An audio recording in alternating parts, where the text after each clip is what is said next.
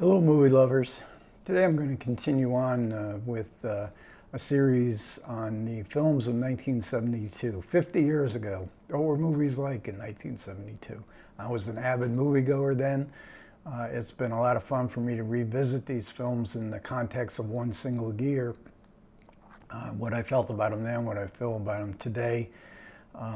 And I've done westerns, black cinema, European auteurs. This month I'm going to do 6 movies on what I'm terming Hollywood auteurs. Now these will be classic Hollywood auteurs and some new Hollywood auteurs. And I'm going to start off with Billy Wilder's Avanti. And this stars Jack Lemmon and Juliet Mills.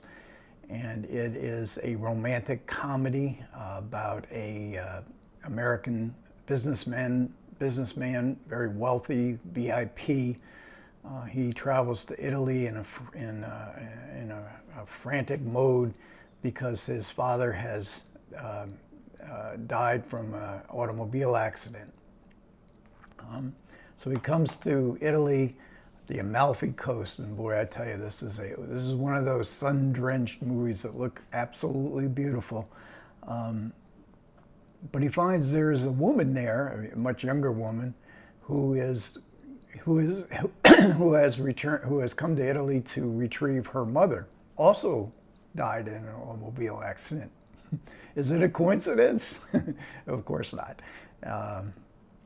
As Lemmon learns of why his father did these mysterious vacations for a full month all by himself every year, he discovers what was going on, and he is morally outraged by it. A hypocrite. What a hypocrite my father was. And as obnoxious as Lemmon is in this film, and his character is, the young woman played by Juliet Mills is totally different. She's poor. She's supposedly portrayed as overweight. I didn't manage to see that. And Juliet Mills actually put on 25 pounds for this film by Wilder's request. But she's a human being. You know, she is not. She knew about what was going on, and she thought it was something beautiful, whereas Jack Lemmon's character thinks it's something terrible. It's awful, something to be ashamed of, his father. But they kind of relive the experience of their parents, and as sometimes is the case in Billy Wilder's movies, and especially in his great hit, The Apartment, it's a travel. A transformation to becoming a human being, reliving the experience, coming to understand some of the humanity in people, where it's not just business, let's make money, let's trample on whoever we need to trample on to get whatever we want, which is the Jack Lemmon's mode of operation. In a sense, it's almost like a defense of adultery, that maybe it's not so bad to have something else in your life besides a long-term marriage. And Billy Wilder kind of intimated that in another earlier film, Kiss Me Stupid, where the adultery actually spices up the marriage. And at the hotel, much of the comedy is about the red tape that has to go on in this Italian bureaucracy of how you transport bodies back to the United States. It seems like it'll never work. But the hotel manager, played by Clyde Revel, he's so accommodating. Evidently, the parents of this couple were treasured guests by everybody, the manager, everybody in the staff. And of course, they died, while they were staying there. So he tries to, Clyde Revel's hotel manager, tries to make everything work. But there's always snags all along the way. And by the way, Clyde Revel won the Best Supporting Actor for a Golden Globe of that year, and he most deserving because he really gives a fine, humorous performance. Not only do we have the exteriors with the sun-drenched Amalfi Coast and the Bay of Naples, we also have a set designed by Fernando Scarfiotti, and he was a designer who worked mostly with Bernardo Bertolucci. I think he only did about 12 or 13 features, but he did win the Academy Award for The Last Emperor. And some of these sets are just absolutely gorgeous. The interiors of the hotel, but also there's a scene where they go to look at their parents at the morgue, and which they designed. It looks like an old empty church. Beautiful lighting coming in from source lighting coming in, and Wilder plays this scene of emptiness with some added humor, with the coroner who is very officious in his ritual of paperwork ritual. Beautiful scene that Wilder plays for all it's worth. But I think the big criticism of the film was too long. In reading some of the contemporaneous reviews of the time. And it's like 2 hours and 20 minutes. Now again, if you really love a movie, it's probably never too long. And if you get bored in a movie, well, they should have cut stuff out. But I think that very much so they could have cut stuff out of this film. There's a couple of subplots, one involving blackmail, another involving body snatchers. They sort of take away from the focus of the affection that builds between this sort of odd couple, but also the sense of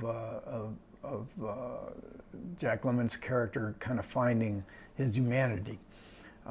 They don't seem to be all that needed, even though a couple of them have some funny moments in him.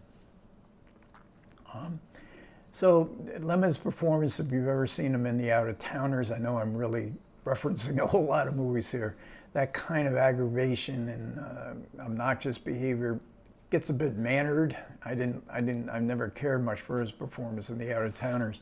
And there's a good bit of it in this film too, but then he has some really brilliant moments, that transformation into becoming a mensch, and he knows how to pull that off.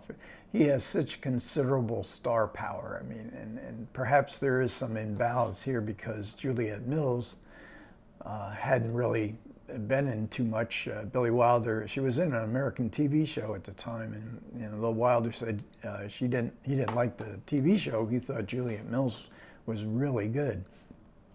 And but there is that imbalance, that Jack Lemmon might need, somebody a little bit more recognizable as a movie star. And certainly when you look back now, Juliette Mills did not have a significant career in films, but which is not to say she isn't good. She's very good in this. And this is the case of a director. I think Billy Wilder was 66 in 1972, adjusting to the end of the production code. So nudity was allowed, so we get nudity here, and it's not a lot of it, but we do get a topless scene of Juliette Mills. It's not anything salacious. They're skinny dipping, as their parents had done as well, and they're and Jack Lemmon. Now we get a scene of Jack Lemmon and skinny dipping from the back, a good bit of his tush, and then we see him again in the bathroom, also standing up. So it seems strange, and it did seem strange back in the day as well. Because this is a movie that is an old-fashioned movie. This is a movie that harkens back to Billy Wilder's mentor, Ernst Lubitsch. I think Lubitsch and there's a great deal of the basic storyline here, which is pure Lubitsch. Wilder's more cynical than Lubitsch, and I think Lubitsch would have brought out the magic of this relationship a little bit better than Wilder does, because Wilder is so intent on satirizing everybody that he finds in this film. And Wilder had such a great career from 1944 to 1960, from Double Indemnity, soon to be out on UHD from Criterion, Double Indemnity is, up to The Apartment in 1960. And after that, he did have one more significant hit. Maybe his biggest commercial hit was Irma la Douce, where he reunited Jack Lemmon and Shirley MacLaine from The Apartment. But 1, 2, 3 had failed. Kiss Me Stupid had failed. I like both of those films. I think 1, 2, 3 has become one of my all-time favorite films. Kiss Me Stupid, also a kind of defense of adultery that this film also kind of intimates as well. And after that, the film I think before Avanti was The Private Life of Sherlock Holmes, also a film that went on, I think, for 3 hours, and the studio had Wilder cut a whole sequence out of that film, which too is sort of unfocused in the same sense that Avanti gets with its unnecessary subplots, but it also has some really beautiful sequences, as does Avanti. And then he had trouble getting films financed.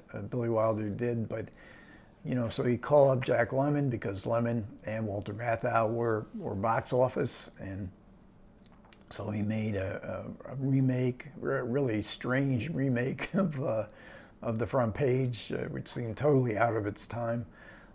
Not that it's a terrible film. It certainly, Lemmon and Matthau are always funny together. And Buddy Buddy was his last film, also with Matthau and Lemmon. And then in between, he made a film called Fedora with William Holden. I only saw that, and that was a hard film to see. I saw it at a film society once. I've never seen it since. This one I would really like to revisit.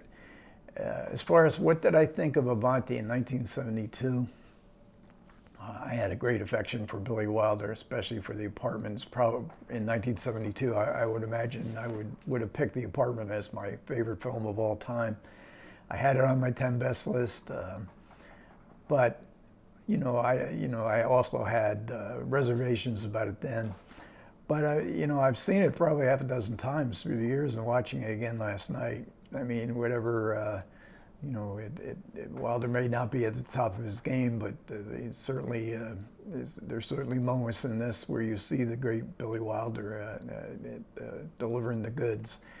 Okay, so coming up in this series in 1972, I will be talking next about Deliverance, John Boorman movie, What's Up Doc, Peter Bogdanovich, another classic Hollywood director, Alfred Hitchcock's Frenzy, a newer Hollywood auteur, Bob Rafelson, and The King of Marvin Gardens. And I'm waiting, I don't have the sixth one, which will be Junior Bonner, Sam Peckinpah movie. He made 2 films in 1972, Junior Bonner, which I'm going to have in this series, and then The Getaway also, I think it was 1972, which I'll have in a future series.